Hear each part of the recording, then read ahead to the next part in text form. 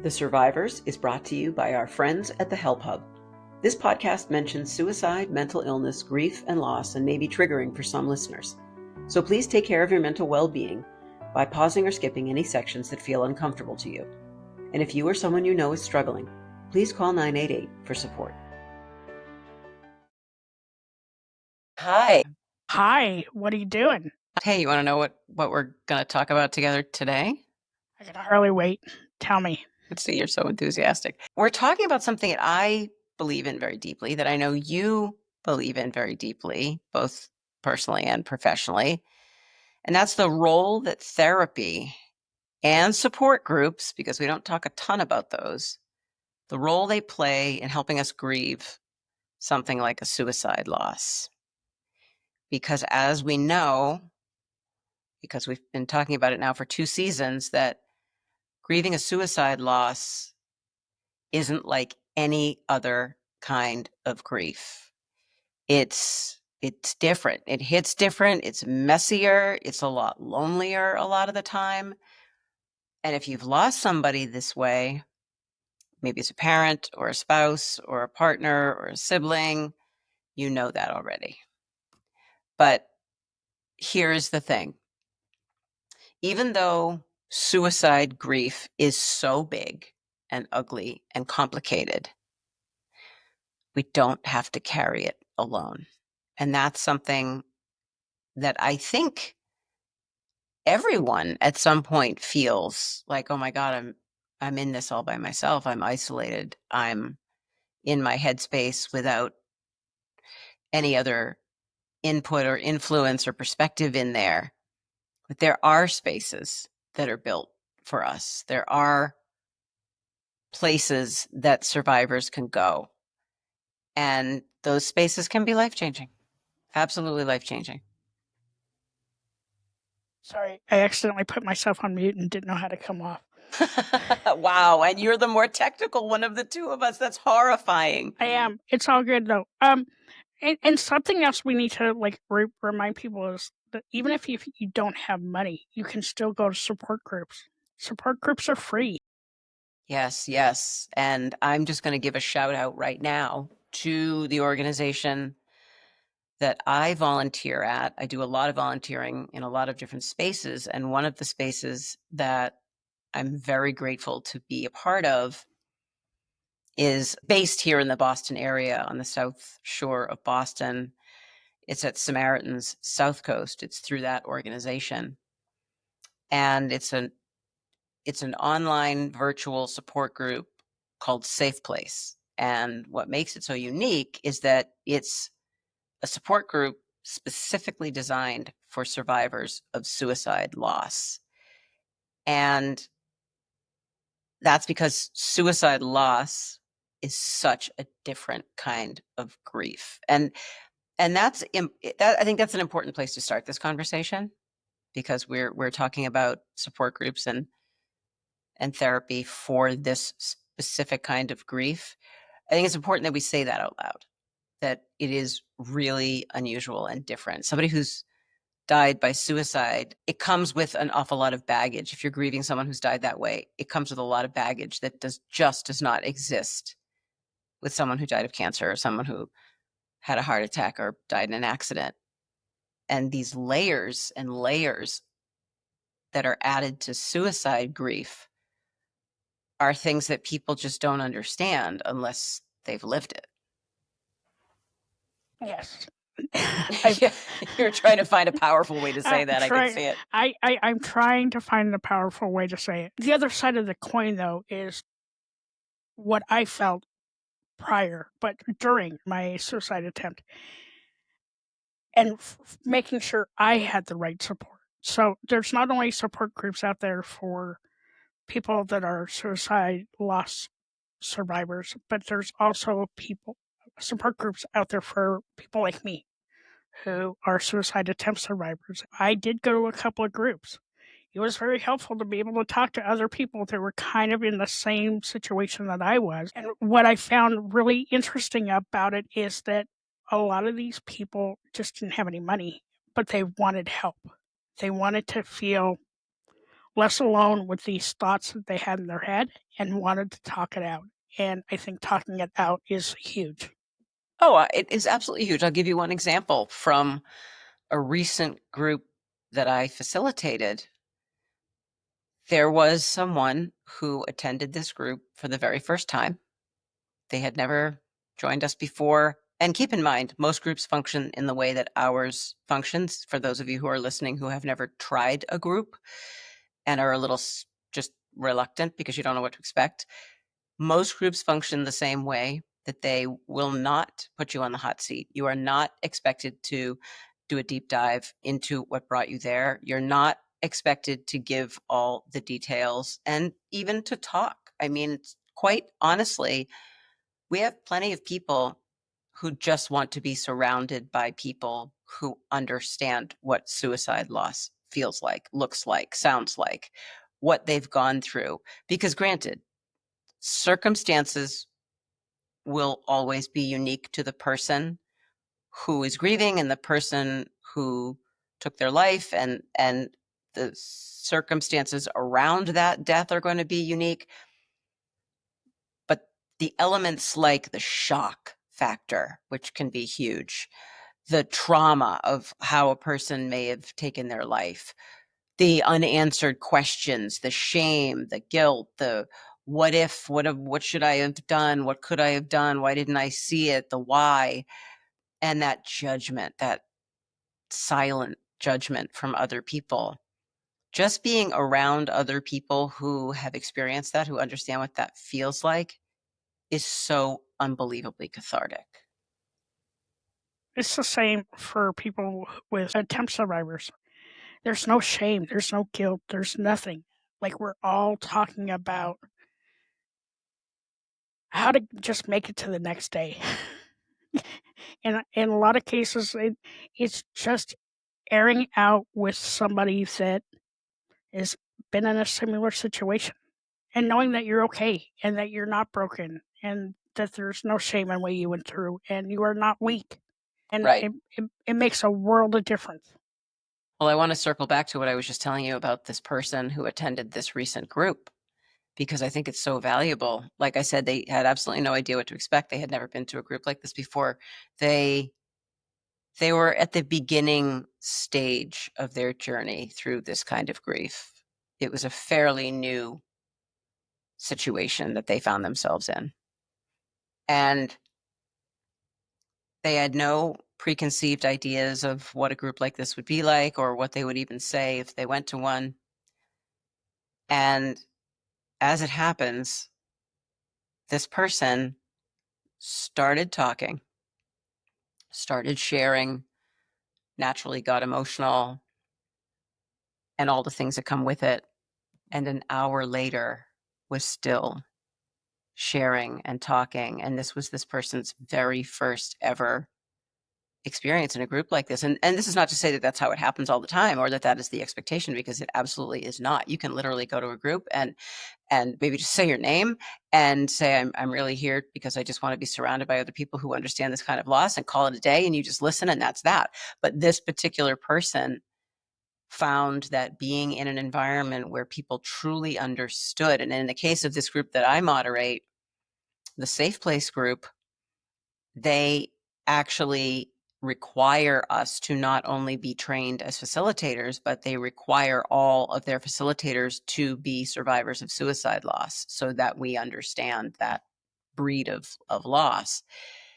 And I'll tell you, at the end of that meeting, this person shared with us how unbelievably valuable it was to just get this stuff out of her head into a place where the people receiving it understood it. It wasn't about them trying to get answers. It wasn't about this person saying, okay, help me get to the next stage and the next stage, and what do I do and where do I go and how do I, it wasn't like that at all.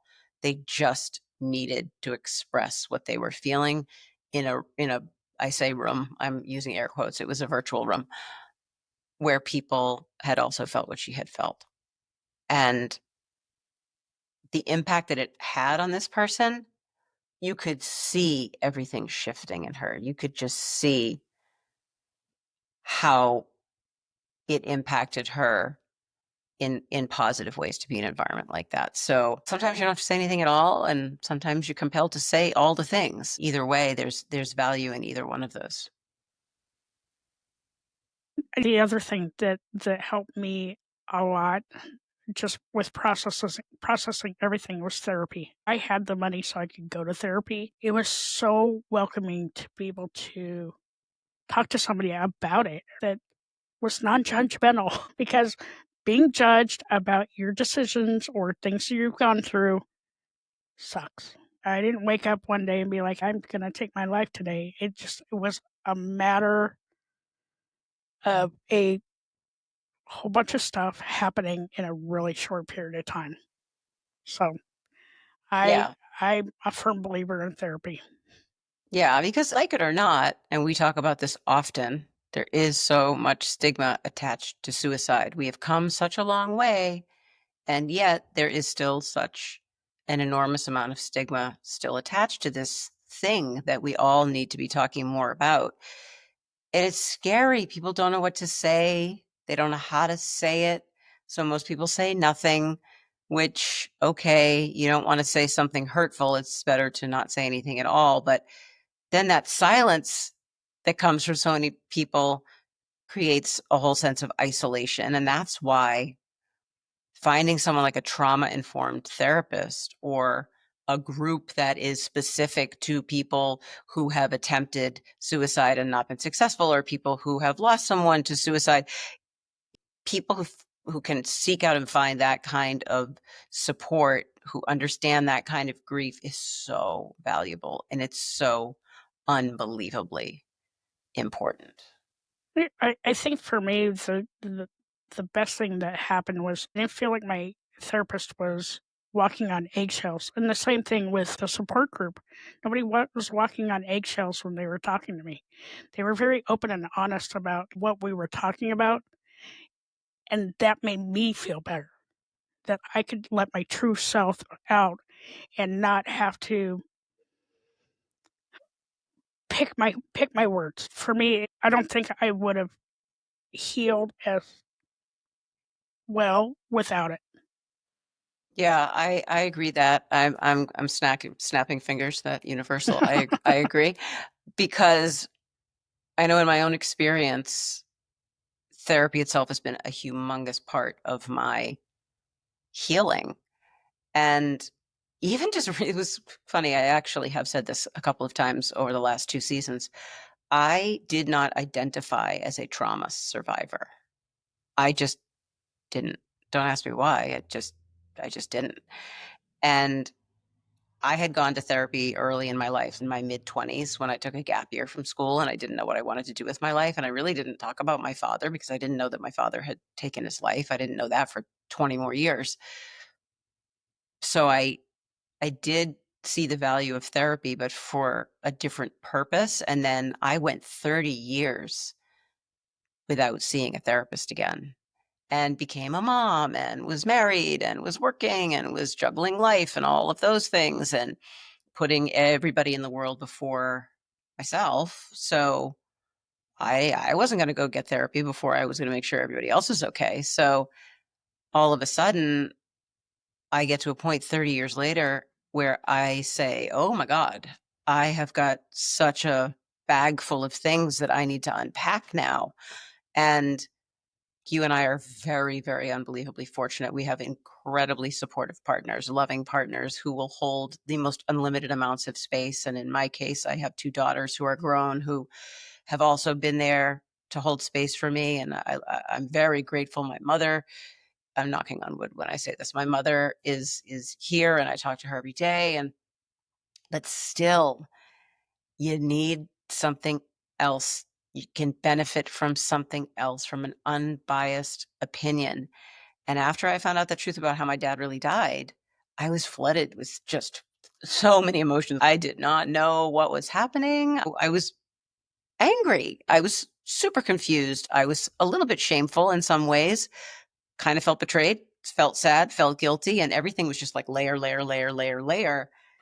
And therapy gave me the space to hold all of that without having to clean it up, which is, I think, what you just kind of said about like, oh, I didn't have to worry about picking the right words and how to articulate. Struggling with your mental health, feeling lost, overwhelmed, or just alone? Well, you're not. Welcome to the HelpHUB, your online destination for mental health resources, content, and tools to help you navigate whatever mental health challenges you are facing in the moment. At the HelpHUB, we offer individualized resources tailored to your unique needs and community, with over 16 different categories to find exactly the kind of personalized help you need when you need it most. Because even though we all deal with many of the same challenges, we don't always experience those challenges the same way. So whether you're looking for crisis support, downloadable resources, or an extensive archive of mental health-related articles and videos, we've got you. From episodes of the Survivors podcast for suicide loss survivors and lived experience blogs to interactive tools and professional connections, the HelpHUB meets you where you are and helps you move forward with strength and support. Remember, you don't have to do this alone. Visit thehelphub.co today.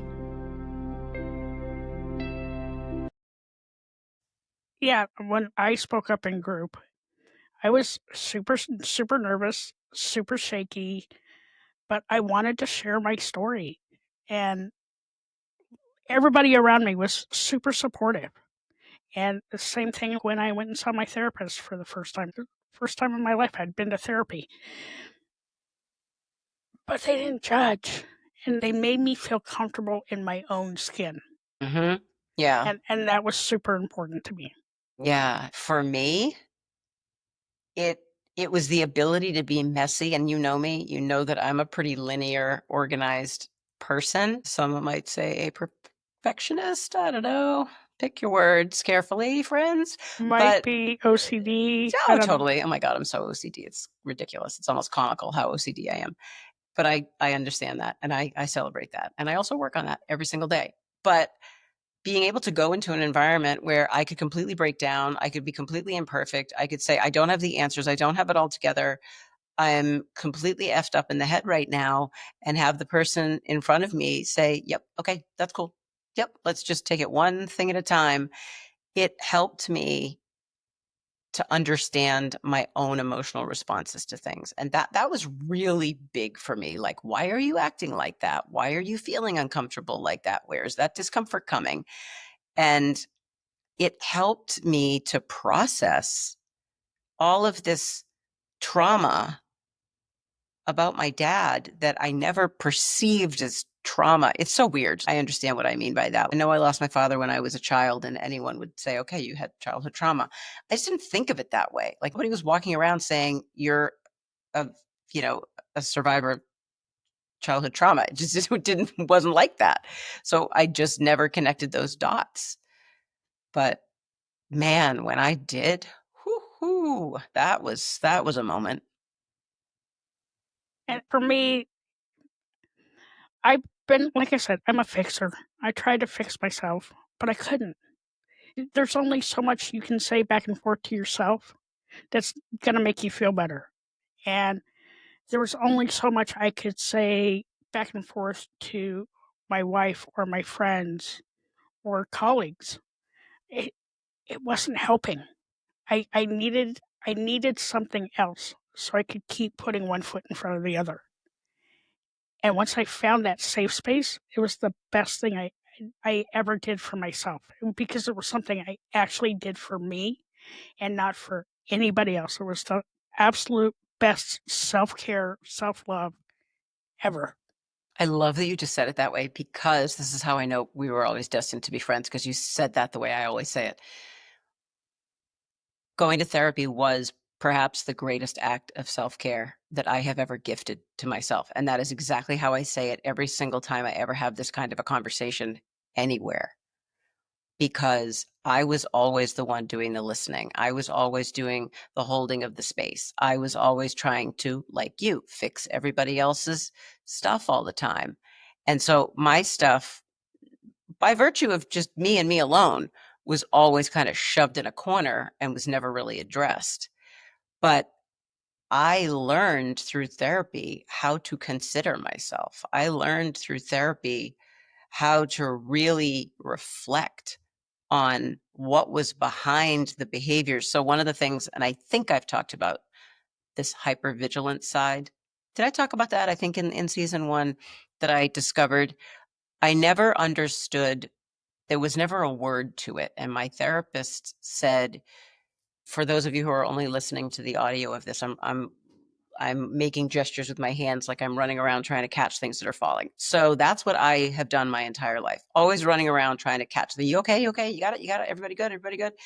And I never really understood, I mean, aside from being a caregiver, like I understood it to be that, and that's my love language, but it was deeper than that. Why was I so compelled to always be considering everybody else?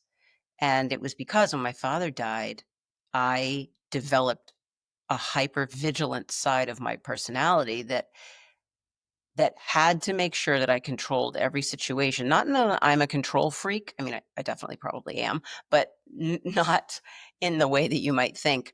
Not in a like I have to have control, dominating kind of thing. It's more just like I have to always know that my people are okay. I have to always make sure that everybody's in a good situation, in a good headspace, not needing help, support. And that was born from not being able to control that somebody I loved more than anything in the world was gone in the blink of an eye. And I had to make sure that I was like, I mean, it sounds kind of silly when I say it like this, but it's kind of what it is. I had to be the goodest little girl. And no one was saying that to me. It wasn't like my mother or anybody else in my life was saying that, but it was like I felt like when I think of it now, it's like I had to be such the goodest little girl to make sure that everybody was okay all the time. And that was a very, very eye-opening revelation for me that I don't think I would have found if I hadn't been in therapy. And if you are listening and you don't have money, there are so many free resources out there. Go online, find something that works for you, because I will tell you, talking about it actually does help. Keeping it inside does not help. It's true. And just jumping off of what you just said about people who have to consider the financial piece of caring for their mental health, we take it for granted. You whip out your Blue Cross card or your Anthem card or whatever card you have, and you pay your little copay, and you go and have your session, and you don't think about the millions of people out there who cannot afford to do that. It is too prohibitive. And we're very lucky that we live in a digital world where the majority of humans these days, especially in this country, have computers and have internet access and can join these groups that are free. Community centers also all around the country in every major city have support groups that are in person. No one is ever going to charge you to go to a support group. And if they do, don't go to that support group because you're being scammed. So there are so many other free resources. There are online mental health platforms like one of our big partners, yours and mine, is Calmery, and they are making online therapy affordable for people who couldn't otherwise afford it. And there are places like Talkspace and BetterHelp, and they're all working together to create more affordable models for people to get the care that they need. So we'll put all of the information that we have in our show notes for places like my virtual support group, Safe Place, and all of our partners and affiliates who work to provide therapy at reasonable costs, and all of those groups that we know about. We'll definitely drop them in the show notes. Like for me, because y'all know I don't have insurance right now. I have my HSA card, so I had to scale back on my therapy. But what I did in replace of that is that I just go to more support groups now, just to make sure that I'm okay, because I put a whole lot of work into the last 2 years. I don't want to go backwards. All I want to do is keep moving forward and putting one foot in front of the other, whether it's a good day or a bad day. But somebody that's been where I'm at, where I've been, it makes all the difference in the world. It absolutely does. And like I said before, we're very fortunate that we live in a world where you can go somewhere in person as easily as you can go to a virtual group. And I'm just thinking now of all of the virtual groups that I know about that are supported by and facilitated by all of these bigger organizations like the American Foundation for Suicide Prevention and Samaritans. And on my own mental health resources platform, the HelpHUB, we have an extensive online mental health resources page that will put you in touch with or connect you to a lot of these groups and organizations. So it's out there. It's out there for you if you're looking for it. And I think this conversation in the last few minutes that we have, it might be worthwhile to just talk for a second about like what to expect when you start therapy. Because a lot of people are really scared to try therapy or to try a group because they have absolutely no idea what to expect. So I think a minute or two demystifying that might really help. Yeah, for sure. In my case, because I had never been to therapy, they made it a safe space, very safe space. And I had a lot of emotions going into it. I had a lot of emotions coming out of it too. But I felt at peace. And I mean, it's hard to talk about it without getting super emotional. That's okay. But for me, I got to see myself through a different lens. Yeah. And when I looked at my therapist, she didn't see me as a failure. She didn't see shame. She didn't see weakness. She made me feel human. So if you're talking about therapy, here's what to expect. Here's like the boom, boom, boom. 3 things to expect. You get to set the pace. You don't have to talk about everything right away or at all. And any good therapist is going to listen to you. They're not going to lecture you. Like G said, they're not going to judge you. And you're going to get tools, not just a place to go to kind of vomit up everything that's happening. You're also going to get actual tools to help you navigate whatever crisis you're in or whatever you're struggling with. And on the other side, if we're talking about support groups, what to expect in those, we've talked a little bit about it, but you're in a space with other people who have been through a similar loss, whether it be a suicide loss or maybe specific, you've lost a spouse or you've lost a child or you've lost a parent. That's the first thing. The second thing is that you get to share when you're ready or not at all. Like I was talking about with the group that I moderate. People can come and just listen and just passively engage in the group, or they can share as much as they want. And the other thing that's so powerful about groups that it doesn't exist quite in the same way in a therapy office one-on-one, but when you're in a group, you're going to hear stories that are going to help you normalize what you're going through. And that is absolutely huge about being in a group. But in both places, whichever one you choose, therapy or a support group environment, you're going to learn that you're not out there alone dealing with this isolated, awful thing by yourself. Yeah, and for me, when I went to my first support group for the first 4 or 5 times, I didn't say jack, because I was still dealing with my own trauma. But to listen to other people talk about what they've gone through made me feel a little less crappy about myself. Yeah, I mean, therapy and support groups are not about making the grief go away. We all wish that they were, but they're not. It's just not what they're designed to do. They're just about giving you a place to put your stuff, to put your sadness, and it's a place designed to encourage healing to begin. And everybody deserves that in whatever way they choose to find it. So the takeaways from this conversation, from my perspective, there is support out there. It does exist. Therapy offers us tools. It offers us a place, a safe place. And someone to validate what we're going through. And support groups connect us with people who get it, who've lived it, who feel it. And that connection can absolutely be life-saving. And all we can say is that you don't have to carry this alone, which is why we're here every week doing what we're doing and having these conversations. Such a great conversation. Thank you, my friend. Thank you right back. We'll do it again next week. All right. Sounds great. Love you, Che. Love you, man. Thanks for joining us on The Survivors. Remember, no matter how tough things feel, you are enough, and the world needs you just the way you are. You're not alone in this journey. There's a community here, and every step forward counts. We're so grateful you took the time to listen, and we hope you'll take one day at a time. Just know there's always more light ahead. Thanks for being here, friends. Just remember, help is out there in so many different places. So if you or someone you know is struggling, please call 988 and a trained crisis counselor like me will be there to help.